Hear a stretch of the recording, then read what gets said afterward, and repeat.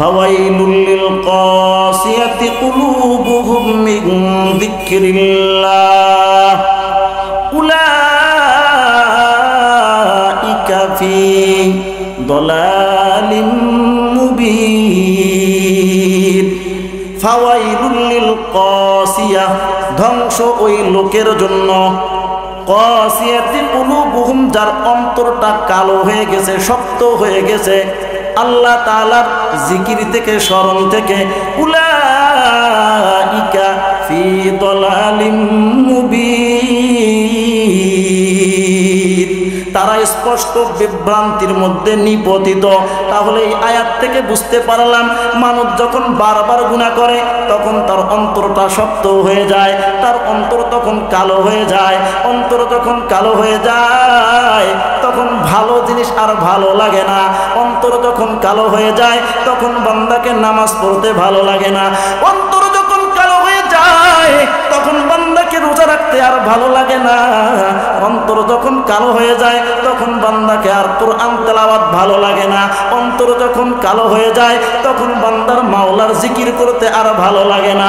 অন্তর যখন কালো হয়ে যায় তখন ওই বান্দা মাহফিলে আসতে আর পছন্দ করে না, তার কাছে ভালো লাগে না। জোরে কোন ঠিক কিনা?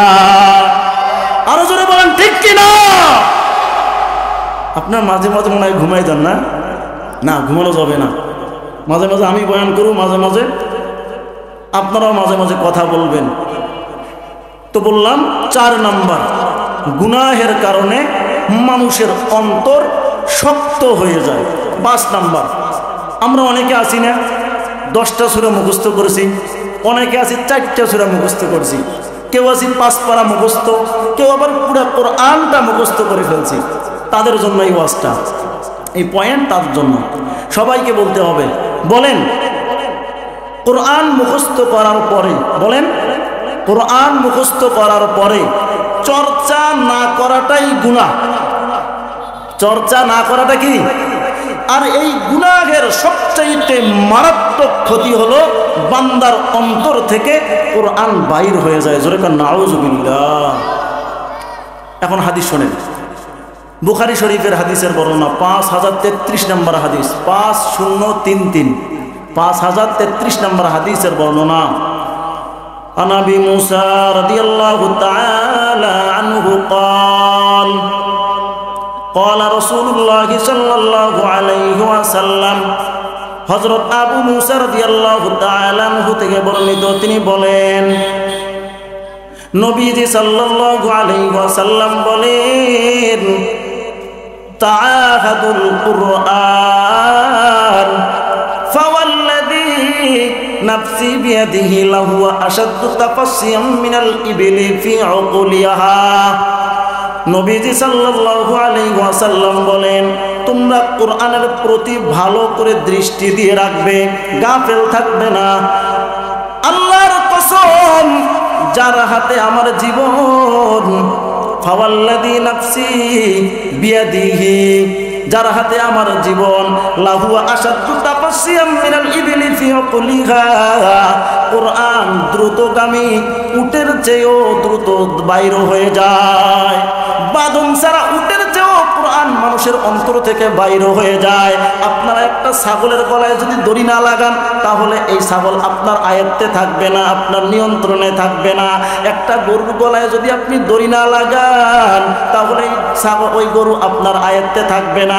আমার পয়গম্বর বলেন, কোন বান্দা যদি কোরআন মুখস্থ করার পরে, কোন বান্দা কোরআন নিজের আয়ত্তে আনার পরে, ওই বান্দা যদি কোরআন তেলাওয়াত না করে, কোরআনের চর্চা যদি না করে, তাহলে আজকে না হয় কালকে ওই বান্দার অন্তর থেকে কোরআন বাইর হয়ে যাবে। সূরা নাউযুবিল্লাহ। আরেকটা উদাহরণ দেই, একটা কিতাব হলো আজ-জুহুদ, 303 নম্বর পৃষ্ঠা। আন আবিল আলিয়াত রাহিমাহুল্লাহ ক্বালা কুন্না নাউদ্দু মিন আযমিদ দুনুব আন ইয়াতাআল্লামা রাজুলুল কুরআন সুম্মা ইনামু আনহু হাত্তা ইয়ানসাহু। হযরত আবুল আলিয়া রাহিমাহুল্লাহ বলেন, আমরা এটাকে অনেক বড় অপরাধ মনে করতাম যে কোনো বান্দা কোরআন মুখস্থ করলো, আর মুখস্থ করে সে গাফেল থাকলো, ঘুমিয়ে থাকলো, যার কারণে বান্দা কোরআন ভুলে গেল। আমরা এটাকে অনেক বড় অপরাধ মনে করতাম যে বান্দা কষ্ট করে কোরআন মুখস্থ করেছে, মুখস্থ করার পরে গাফেল রয়েছে, মুখস্থ করার পরে ঘুমায় রয়েছে, আর বান্দা তার কারণে কোরআন ভুলে গেল। যে আমরা এটাকে অনেক বড় অপরাধ মনে করতাম। আমরা অনেকে আছি বলে আর 2-4টা সূরা মুখস্থ করছি, কি আর এগুলো পড়বো। অনেকে বলে আমি তো হাফেজ না, মাত্র 5 পারা পড়ছি। ভাই আপনি 5 পারা পড়ছেন, 5 পারার হাফেজ আপনি। মুরব্বী আপনি 4টা সূরা পড়ছেন, আপনি 4টা সূরার হাফেজ। সুতরাং আপনাকে 4টা সূরায় মস্ক করতে হবে, 4টা সূরায় আপনাকে চর্চা করতে হবে। তো 5 নাম্বার বললাম যে কোনো বান্দা যদি কোরআন মুখস্থ করার পরে তেলাওয়াত না করে তাহলে এটাই হলো গুনাহ। আর এই গুনাহের ভয়াবহ ক্ষতি হলো যে বান্দা তার কোরআন ভুলে যাবে, কোরআন তার অন্তরের ভিতরে থাকবে না। 5 নাম্বার বললাম। 6 নাম্বার, কোনো বান্দা যদি গুনাহ করে তাহলে তার রিজিক থেকে সে বঞ্চিত হবে। নাউজুবিল্লাহ বলেন। আমরা কিন্তু রিজিকের জন্য অনেক দৌড়াদৌড়ি করি। যারা গেম খেলতেছে রিজিকের জন্যই তো, তাই না? যারা ভিসা প্রতারণা করতেছে কিসের জন্য? রিজিকের জন্যই তো। তো আল্লাহ বলতেছে, পয়গম্বর বলতেছেন, কোন বান্দা যদি গুনাহ করে তাহলে সে রিজিক থেকে বঞ্চিত হয়ে যাবে। কোথায় আছে? এটারও হাদিস আছে, জামিউত তিরমিজি 2144 নম্বর হাদিসের বর্ণনা। আন জাবির ইবনে আব্দুল্লাহ রাদিয়াল্লাহু তাআলা আনহু قال قال رسول الله صلى الله عليه وسلم। হযরত জাবির ইবনে আব্দুল্লাহ রাদিয়াল্লাহু তাআলা আনহু থেকে বর্ণিত, তিনি বলেন নবীজি সাল্লাল্লাহু আলাইহি ওয়াসাল্লাম বলেন, আইয়ুহান নাস, হে লোক সকল, ইত্তাকুল্লাহ, আল্লাহকে ভয় করো, ওয়া আজমিলু ফিত তলাব, এবং উত্তম পন্থায় জীবিকা অন্বেষণ করো। ফা ইন্না নাফসান লান তামুত, কেননা তোমার মৃত্যু ওই সময় পর্যন্ত হইবে না, হাত্তা তাস্তাওফিয়া রিজকাহা, যতক্ষণ পর্যন্ত তুমি তোমার নির্ধারিত রিজিক পাবে না। ওয়া ইন আবতা আনহা, তোমার নির্ধারিত রিজিক পেতে যদিও একটু দেরি হয়, একটু বিলম্ব হয়। অনেকে মনে হয় বুঝেন নাই, উদাহরণ দিয়ে বুঝে। আমার পয়গম্বর বলতেছেন, কারো ভাগ্যে যদি রিজিক জয় টাকা থাকবে, আপনার ভাগ্যে 10 কোটি টাকা আপনার রিজিকে আছে, আপনার তাকদিরে আছে। আমার পয়গম্বর বলেন, যতদিন পর্যন্ত তুমি এই 10 কোটি টাকা তুমি পাবে না, ততদিন পর্যন্ত তোমার মৃত্যু হবে না। তোমার ভাগ্যে যদি একটা আলিশান বাড়ি থাকে, R15 থাকে, তাহলে যতদিন পর্যন্ত আপনি R15 এর মালিকও হবেন না। মুরব্বীরা মনে বলতেছে R15 কি? হুন্ডা। R15 মানে কি? হুন্ডা। দেখেন না গেমারুগুলো যেমনি দৌড়ায়, বড় বড় গাড়ি, উপরটা পেছনটা এরকম ভাষা, ওইটাকে R15 পড়ে। তো আমার পয়গম্বর বলতেছেন, যতদিন পর্যন্ত R15 এর মালিকও হইবা না, ততদিন পর্যন্ত তোমার মৃত্যু হবে না। তোমার ভাগ্যে যদি 10 কোটি টাকা থাকে, ভাগ্যে যদি থাকে, যতদিন পর্যন্ত 10 কোটি টাকার মালিকও হইবা না, ততদিন পর্যন্ত বান্দা তোমার মৃত্যু হবে না। কিন্তু এখন আপনি বলতেছেন, না আমাকে এখনই লাগবে, 2 মাসের মধ্যে আমাকে বড়লোক হইতে হবে, 2 মাসের মধ্যে আমাকে কোটিপতি হইতে হবে। তাই তো আপনি শুরু করে দিলেন, ভাই ফেসবুকের মধ্যে বুস্ট লাগাও। ফেসবুকের মধ্যে কি করে? বুস্ট করে। তো আপনি যদি ভিসা পেতে চান তাহলে আমাকে মেসেজ করেন। আপনি যদি কানাডায় যাইতে চান তাহলে আমাকে মেসেজ করেন, আমি আপনাকে কানাডার ভিসা দেব। আপনি যদি অস্ট্রেলিয়া যাইতে চান আমাকে মেসেজ করেন। একজন আল্লাহর বান্দা তাকে মেসেজ করলো, ভাই আমি কানাডায় যাইতে চাই। অন্য এজেন্সির কাছে গিয়েছিলাম, তারা আমার কাছে 20 লাখ টাকা চেয়েছে, আপনি কত টাকায় দেবেন? বলে আমি তোমাকে 10 লাখ টাকায় কানাডা নিয়ে যাব, কানাডার ভিসা তোমাকে দিয়ে দেব। তোমাকে আমি 50% ডিসকাউন্ট দিতেছি। আমার উদ্দেশ্য হলো তোমার সাথে আরো 10 জন নিতে হবে, কিংবা আরো 5 জন আমার থেকে টাকা দিতে হবে, আমার কাছ থেকে ভিসা নিতে হবে। আল্লাহর বান্দা তাকে বিশ্বাস করতে পারে না, আমি পারবো না। আপনি যে আমাকে ভিসা দেবেন এর কোনো গ্যারান্টি আছে? এর কোনো প্রমাণ আছে? হ্যাঁ, আমি হলাম একজন আল্লাহওয়ালা। তো দেখো না, আমার মাথায় টুপি আছে, আমি ছোটখাটো দাড়ি রেখে দিয়েছি। তারপরে যখন আল্লাহর বান্দা বিশ্বাস করে না, তখন আল্লাহর কোরআন হাতে নিয়ে বলে, আমি আল্লাহর কোরআন নিয়ে বলতেছি, আমি তোমাকে যদি ভিসা না দেই, তোমাকে যদি কানাডার মধ্যে আমি নিয়ে না যাই, তোমাকে যদি আমি অস্ট্রেলিয়ার ভিসা না দেই, তাহলে আল্লাহ যেন আমার বিচার করে। এইভাবে বান্দা বিশ্বাস করে ফেলে, কারণ দুনিয়ার বুকে অনেক প্রতারক রয়েছে, অনেকভাবে প্রতারণা করে। টুপি মাথায় দিয়ে প্রতারণা করে, দাড়ি রেখে প্রতারণা করে, গায়ে পাঞ্জাবি দিয়ে প্রতারণা করে, কিন্তু আল্লাহর কোরআন নিয়ে বান্দা প্রতারণা করবে, এটা ওই বান্দা কোনোদিন বিশ্বাস করতে পারে না। তারপরে তাকে বিশ্বাস করা শুরু করে দিল। 5 বন্ধু মিল্লা তাকে 50 লাখ টাকা দিয়ে দিল। 50 লাখ টাকার পরে টাকা পাওয়ার সঙ্গে সঙ্গে বান্দার মোবাইল আর খোলে না। একবার বান্দা চিন্তা করলো না, যেই মানুষটার কাছ থেকে আমি 10 লাখ টাকা নিলাম, তার কি অবস্থা হবে, তার জীবনটা সে কেমনে চালাইবে, এলাকার মানুষকে সে কেমনে মুখ দেখাইবে, সন্তানদেরকে সে কেমনে চালাইবে, তার ফ্যামিলির চাহিদা কেমনে পূরণ করবে। 10 লাখ টাকা আমি তার কাছ থেকে নিয়ে নিলাম, মানে তার মেরুদণ্ড আমি ভেঙে দিলাম। ওইদিকে বান্দা কোনোভাবে আর কুল কিনারা পায় না, সন্তানের জন্য কোনো খাবার নিতে পারে না, নিজের স্ত্রীর আর চাহিদা পূরণ করতে পারে না। ঘরের মধ্যে জনম দুঃখিনী মা রয়েছে, তারা অসুস্থতার মধ্যে পড়ে আছে, তাদের আর ঔষধ নিতে পারে না, কারণ তার যতটুকু সম্বল ছিল 10 লাখ টাকা, এই 10 লাখ টাকা তো এই প্রতারককে দিয়ে দিয়েছে। 10 লাখ টাকা প্রতারককে দিয়ে দিয়েছে, এখন তার কিচ্ছু নাই। অপরদিকে এই ডিজিটাল ডাকাত, একই ডাকাত, ডিজিটাল ডাকাত। এই ডিজিটাল ডাকাতের মা আবার সকালবেলা উঠে কি বলে, আমার ছেলে এক রাতের মধ্যে, আমার ছেলে এক রাতের মধ্যে 50 লাখ টাকা কামাই করছে।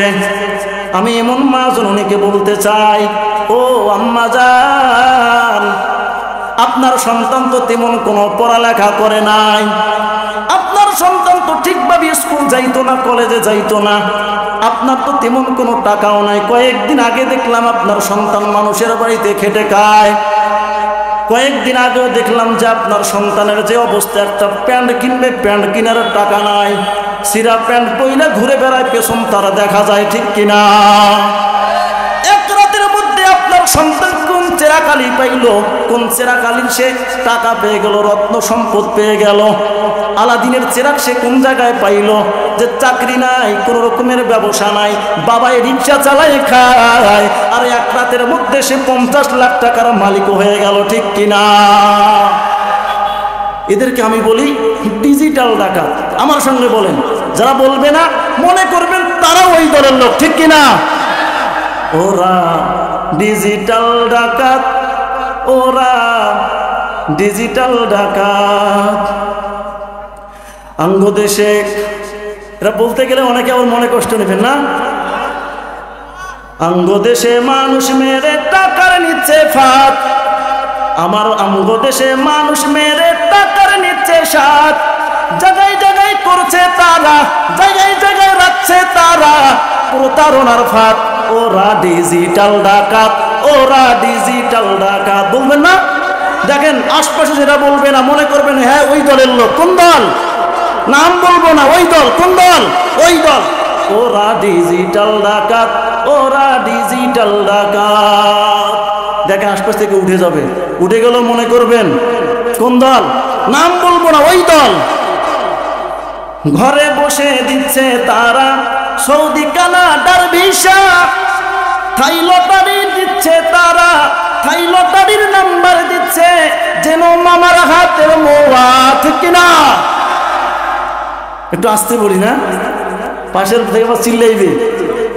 ঘরে বসে দিচ্ছে তারা সৌদি কানাডার ভিসা, থাই লটারির নাম্বার দিচ্ছে যেন মামার হাতের মোয়া, ঠিক কিনা? অন্যের স্বপ্ন ভেঙে তারা, অন্যের স্বপ্নে ভঙ্গে তারা করতেছে প্রসাদ। ওরা ডিজিটাল ডাকাত, ওরা ডিজিটাল ডাকাত, বলবেন না? ওরা ডিজিটাল ডাকাত, ওরা ডিজিটাল ডাকাত, ওরা ডিজিটাল ডাকাত, ওরা ডিজিটাল ডাকাত। ভিসা দেওয়ার কথা বলে কোরআন নিয়ে কসম কাটে, দেয় না দেখা কয় না কথা, পাইলে টাকা হাতে, ঠিক কিনা? ভিসা দেওয়ার কথা বলে কোরআন নিয়ে কসম কাটে, দেয় না দেখা কয় না কথা, পাইলে টাকা হাতে, ঠিক কিনা? এই টাকাতে দিচ্ছে তারা, এই টাকাতে দিচ্ছে তারা ফিতরা আর যাকাত। ওরা ডিজিটাল ডাকাত, ওরা ডিজিটাল ডাকাত, ঠিক কিনা? চাটা হবে না ভাই, চাটা তো কিছু নেই, এরকম না? ওরা ডিজিটাল ডাকাত, ওরা ডিজিটাল ডাকাত, ওরা ডিজিটাল ডাকাত, ওরা ডিজিটাল ডাকাত। নাই রে চাকরি, নাই ব্যবসা, পড়ালেখার নাই জোরে, তবুও তারা করছে, তবুও করছে গাড়ি বাড়ি, কিনতেছে জায়গা জমি, ঠিক কিনা? নাই রে চাকরি, নাই ব্যবসা, পড়ালেখার নাই জোরে, তবুও করছে গাড়ি বাড়ি, কিনতেছে জায়গা জমি। ভাই একটু সাউন্ড দেন না ভাই। মদ গাজার নারী নিয়ে, মদ গাজার নারী নিয়ে কাটতেছে রাত, তারা ডিজিটাল ডাকাত, তারা ডিজিটাল ডাকাত, তারা ডিজিটাল ডাকাত, তারা ডিজিটাল ডাকাত। অঙ্গদেশে মানুষ মেরে টাকার নিচ্ছে সাথ, অঙ্গদেশে টাকার, অঙ্গদেশে মানুষ মেরে টাকার নিচ্ছে সাথ। জায়গায় জায়গায় রাখছে বিছায়, জায়গায় জায়গায় রাখছে বিছায় প্রতারণার ফাঁদ। ওরা ডিজিটাল ডাকাত, ওরা ডিজিটাল ডাকাত, ওরা ডিজিটাল ডাকাত। ও বলতেছেন না আপনারা? না ভেজাল আছে নাকি? না ভেজাল নাই না? ওরা ডিজিটাল ডাকাত, ওরা ডিজিটাল ডাকাত।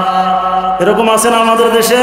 বলেন শাকাউতু ইলা ওয়াকিইন সুআইবজি ফাআওসানি ইলা তারকিল মাআসি বিআন্নাল ইলমা নূরুম মিন ইলাহি ওয়া নূরুল্লাহি লা ইউতা লিআসি।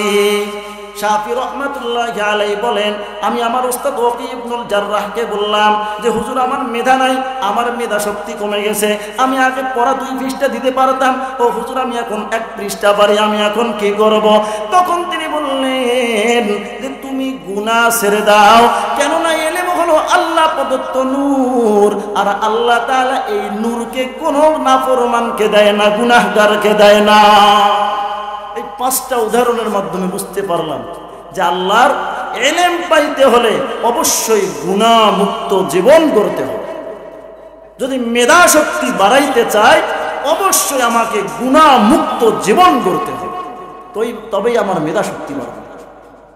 তো আপনাদের মনে আসেনি কয়টা কথা বলছি? গুনাহ করলে কয়টা ক্ষতি হয়? 10টা। বলছি কয়টা? 3টা। কারো মনে নাই? আর একবার বলি, মনে রাখিয়েন। 1 নাম্বার, গুনাহ করলে আল্লাহ তার উপর লানত দেয়। 2 নাম্বার, গুনাহ করলে লজ্জিত বা লাঞ্ছিত হতে হয়। 3 নাম্বার, গুনাহ করলে তার জানা ইলম সে ভুলে যায়।